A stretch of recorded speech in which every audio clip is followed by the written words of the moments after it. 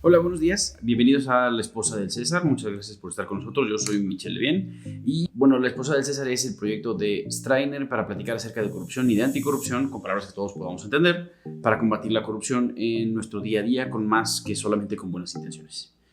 Bueno, como en todos los episodios tenemos noticia, tenemos caso, tenemos tipología. La noticia tiene que ver con Pemex nuevamente. Ahora la cosa es un poco diferente, pero indudablemente muchas cosas que giran de corrupción y de anticorrupción giran en torno a Pemex. La noticia que se ha difundido desde el periódico Wall Street Journal y a través de varios medios en México es que el escándalo de Pemex y Oro Negro, que ya hemos platicado en otras situaciones, sigue creciendo. Y ahora aparentemente hay grabaciones en las que distintos directivos de Pemex durante el sexenio anterior, la administración anterior, estaban implicados en cuestiones de corrupción, de pago de sobornos, etc. A grandes rasgos, para que tengan un poco de antecedentes, Pemex o Petróleos Mexicanos es la empresa del gobierno mexicano, la paraestatal de México, que se dedica a la extracción de petróleo y a la producción de hidrocarburos y combustibles.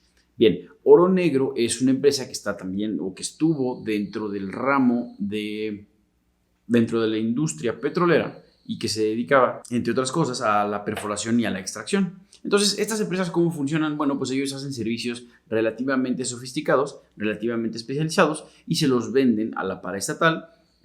A veces es una renta, a veces es una venta por servicios, etcétera, pero al final le prestan servicios a cambio de honorarios, y esto es lo que hacía Oro Negro. El escándalo gira en torno a dos temas. Por un lado, el gobierno de México durante ese sexenio acusa a Oro Negro y a sus directores de participar en distintas actividades ilegales. Y Oro Negro tiene demandado al gobierno porque le retiraron contratos aparentemente sin justificación, y lo que ellos dicen es que la razón verdadera es porque no querían pagar sobornos. No sabemos qué tan cierto sea esto. Lo que sí es cierto, o lo que está documentado por el Wall Street Journal, es que que existen distintas grabaciones de una agencia, vamos a llamarle de espionaje privada, en las que sí se puede escuchar a presuntamente un ejecutivo de Pemex diciendo aceptando dos cosas: que hay estructuras de soborno y de corrupción al interior de Pemex, y que la situación con Oro Negro, la razón por la que le quitan los contratos a Oro Negro es porque no tiene dinero, presuntamente dinero para pagar sobornos. Esta organización privada de espionaje se llama Black Cube, y lo que se sabe hasta ahora es que es una firma, una organización, una empresa de Israel que se dedica a lo que llaman inteligencia y seguridad, que no es otra forma más que la manera bonita de decir espionaje, y ellos son los que filtran las grabaciones. Aparentemente estas grabaciones son comisionadas o son encargadas por Oro Negro. Entonces, Oro Negro contrata, a la vista de todas las demandas que tiene y de todos los problemas que está teniendo con Pemex, contrata a Black Cube para que haga estas grabaciones. Aparentemente, ejecutivos de esta organización se hacen pasar por personas que representan a inversionistas de Emiratos Árabes Unidos que están interesados en comprar Oro Negro, pero para eso se acercan a un ejecutivo de Pemex y le explican: bueno, pues a nosotros nos interesa comprar Oro Negro siempre y cuando esta vaya a ser redituable, y nosotros queremos garantías de que Pemex le va a seguir dando contratos a Oro Negro. A lo que este funcionario les responde: sí, claro, eso no es ningún problema, lo único que se tiene que hacer es pagar sobornos, y los sobornos se pagan a través de prestanombres. Ya en otros episodios platicamos de lo que son los prestanombres o los hombres de paja, y no hay ningún problema, se le va a dar los contratos a Oro Negro. Esto también viene en el contexto de que hay mucha presión de los inversionistas. Oro Negro está constituida como lo que llamamos una SAPI, Sociedad Anónima Promotora de Inversiones. La versión corta es que la SAPI es una empresa que puede recoger inversión, que puede recibir inversión de inversionistas privados sin necesidad de colocarse en la bolsa. Tiene ciertas regulaciones, pero bueno, es una especie de primer paso para convertir una empresa normal en una empresa que cotiza en la bolsa. Entonces, esta empresa se dedica a recoger inversiones y entonces tiene obligaciones para con sus inversionistas. Bueno, pues las versiones son que las personas que invirtieron dinero en Oro Negro son las mismas personas que estaban presionando para que Pemex le retirara a Oro Negro sus concesiones y sus contratos. La idea era ejercer suficiente presión por ambos lados. Como inversionista, dueño de la empresa o dueño de una parte de la empresa, pues tienes derecho a exigir ciertas cosas de la administración, y como cliente lo mismo. Entonces ellos intentaban, o lo que documenta el Wall Street Journal, es que los inversionistas, los opositores de Oro Negro, tenían inversión en la sociedad, por un lado, pero por el otro lado también impulsaban al interior de Pemex que le retiraran los contratos con la intención de lograr lo que sucedió, que la empresa llegara a la bancarrota. Y entre otras cosas, estos mismos inversionistas tenían acceso y tienen derecho, como inversionistas de la empresa, como accionistas de la empresa, a exigir a su administración pues hagan las cosas de tal o cual modo, y aparentemente también existen denuncias de parte de los inversionistas en contra de la administración de Oro Negro. La realidad es que no sabemos cuál es la verdad. Lo cierto es que sí está documentado que hay exigencias de sobornos de parte de Pemex hacia Oro Negro, y lo que ellos dicen es que nunca se aceptó. La verdad es que el caso todavía se tiene que desarrollar mucho más, porque ahora, en estos momentos, pues no podemos saber si la gente de Oro Negro es totalmente buena o totalmente mala, y la gente de ese momento de Pemex es totalmente buena o totalmente mala. Lo importante es que salen a la luz estas grabaciones y que van a alimentar los procesos penales y el proceso de arbitraje en el que Oro Negro tiene demandada a Pemex, y conforme se vayan desarrollando las cosas, pues les haremos saber. Vamos a el caso. Hoy toca platicar acerca de los papeles de Panamá. Como saben, Transparencia Internacional cumple 25 años este año, saca una lista de los 25 casos de corrupción más grande, y nosotros estamos haciendo un recuento de esa lista, nuestra versión de ella. Y ahora toca el caso de los papeles de Panamá. Bueno, ¿de qué se trata este escándalo? Los papeles de Panamá fueron un escándalo muy grande que giraba en torno a un despacho de abogados de Panamá que se llamaba Mossack Fonseca. Al día de hoy ya no existe, ya cerró a raíz del escándalo. ¿Qué es lo que pasó? Bueno, pues hubo una filtración gigantesca de este despacho, y aparentemente se filtraron discos duros con archivos de este despacho. Era un despacho de abogados que se dedicaba a constituir empresas. Constituir empresas es crear empresas, ayudar a un cliente a que haga una empresa. Ok. ¿Por qué es importante esto? ¿Qué era lo que pasaba, lo que hacía que Mossack Fonseca fuera único? Nadie tenía más clientes en Panamá y tan interesados en generar sociedades panameñas. ¿Y por qué las sociedades panameñas? Bueno, ya lo hemos platicado varias veces. Todas las sociedades, todas las personas morales que se generan en el mundo, o en la mayoría de los países del mundo, se tienen que registrar, y tenemos que tener certeza de quiénes son sus dueños. Porque si la sociedad actúa en su propio nombre, pero tenemos que saber quién está detrás de la empresa. Esto es cierto en la mayoría de los países, excepto en Panamá. En Panamá y en algunos otros países hay lo que se llama el secreto corporativo, y se tiene acceso a las acciones al portador. Las acciones al portador significa que quien tenga el papel que tiene descritas las acciones es el dueño de la empresa, y basta con tenerlo para ser su dueño. No hay que registrar nuestro nombre.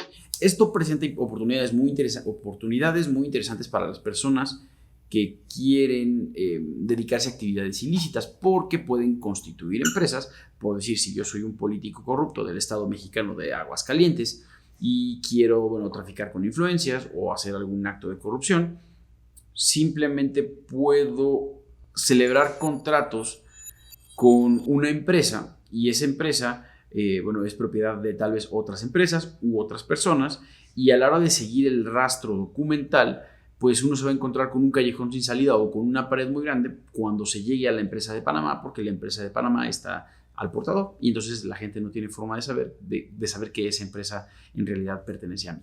Bueno, pues a raíz de esta filtración no se tiene claro por qué se filtró esta información, pero se publican archivos privados de este despacho de abogados, de esta firma de abogados, y en esos archivos está documentado quiénes son sus clientes y qué es lo que le piden. Entonces, ese nexo, ese último eslabón entre quién es la sociedad y quién realmente está detrás de ella, esa información solo la tenía esta firma, y es lo que se publica. Aparentemente se constituyeron 214,000 empresas, que es una cantidad obscena, y en esas empresas estaban involucrados pues distintas personas de todos los lugares del mundo. De la forma más notoria, lo más importante fue que aparecían como propietarios de estas empresas fantasma 140 políticos, entre ellos 12 jefes de Estado, y esto llevó a obviamente a distintas investigaciones y entre ellas distintas renuncias de personas de jefes de Estado que no tenían forma de justificar que estuvieran haciendo ese tipo de negocios y que estuvieran haciendo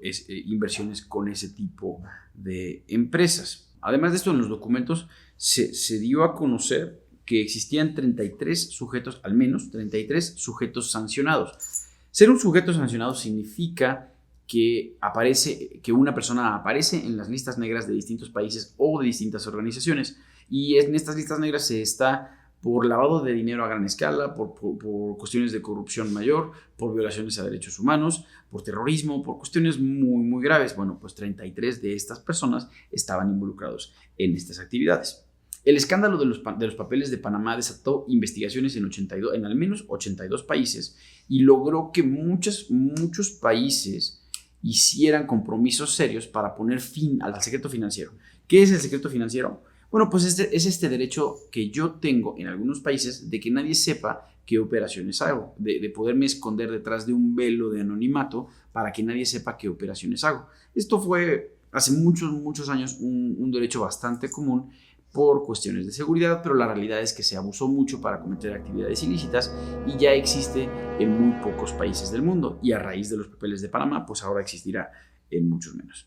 Al menos 16 países u organizaciones internacionales hicieron cambios radicales a sus políticas y a sus reglamentos a raíz de los papeles de Panamá. Se dieron cuenta de que estaban teniendo tal problema de corrupción y de tráfico de poder que tenían que hacerse cambios para eliminar el secreto financiero o para transparentar las finanzas de funcionarios públicos y de sus ciudadanos. Y al menos a raíz de este escándalo, 23 países lograron recuperar un poquito más de $1,200 millones en impuestos, porque se dieron cuenta, al ver la identidad, a ver los documentos de las personas, se dieron cuenta de que había muchos individuos, empresarios, no necesariamente estaban haciendo actividades ilícitas, pero son personas que tenían dinero en empresas de Panamá, en organizaciones financieras de Panamá, y estaban a nombre de otras organizaciones de estas empresas fantasma. Y bueno, los gobiernos de estos países se dieron cuenta de que estaban evadiendo impuestos. A raíz de esto, se pudieron acercar con ellos y exigirles el pago de esto. Y bueno, en total se logró recuperar aproximadamente $1,200 millones. Vamos a la tipología. Hoy toca platicar una tipología muy interesante. Vamos a platicar de los fondos de reptiles. ¿Qué son los fondos de reptiles?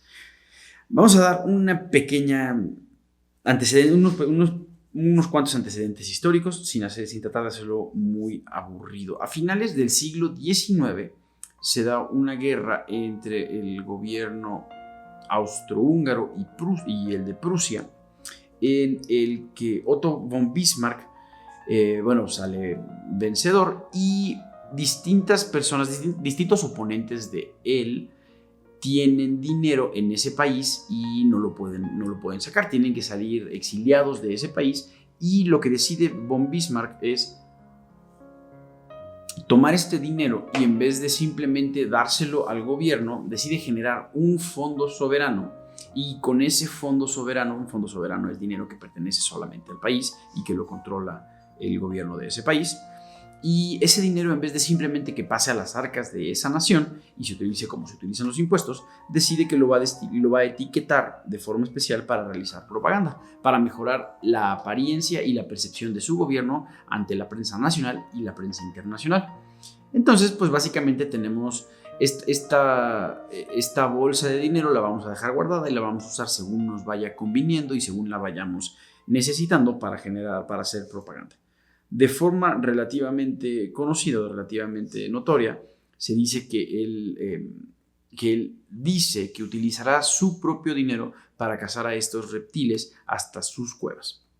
Cuando habla de reptiles, habla de los que en ese momento eran sus oponentes, pero la frase se hizo tan célebre que esta idea de reptiles se empezó a confundir entre los dueños originales del dinero y la prensa a la que le pagaban para decir cosas a favor del gobierno.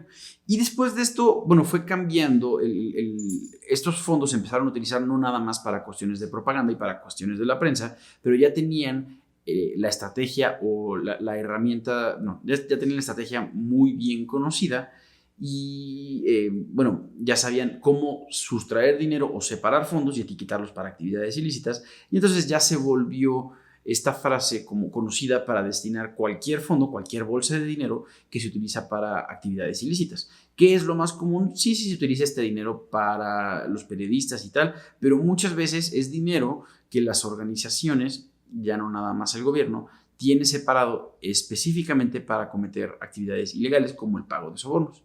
Entonces podemos tener que un partido político, por ejemplo, puede tener un fondo de reptiles que utiliza para pagar sobornos mayores o menores de cuando en cuando. Es dinero que tenemos separado para usarlo cuando lo necesitemos. Y es interesante porque, bueno, nos muestra la ambición de poder y cómo la ambición de poder se separa muy claramente de la ambición de dinero y cómo estas personas que los utilizan, pues realmente no persiguen tanto el dinero. Estamos hablando de cantidades muy fuertes, muchos millones de dólares que tienen separados generalmente en efectivo, y los tienen guardados en tal o cual cuarto, en tal o cual maleta, y no persiguen en sí el dinero, sino es dinero que utilizan para lograr pues, sus fines malévolos de cuando en cuando. Buenísimo, pues eso fue todo por hoy. Muchas gracias por estar con nosotros en La Esposa del César. Esto estuvo fenomenal. Los dejamos como siempre con esto. Todos los actos de corrupción se deben denunciar. Hay que alzar la voz, pero por favor háganlo con mucho cuidado. Si no están seguros de que lo que están viendo es corrupción o no están seguros de que su seguridad personal está garantizada, no hay que actuar. Hay que acercarse a quien les pueda ayudar. Con mucho gusto nos pueden escribir a info@strainer.mx o entrar a la página strainer.mx y encontrar instrucciones detalladas de cómo hacer una denuncia de forma anónima y a través de la red oscura para garantizar pues, su seguridad. Pero ante todo, por favor, mucho cuidado. Muchas gracias por estar con nosotros. Esto es La Esposa del César. Yo soy Michelle Bien y que tengan feliz lunes.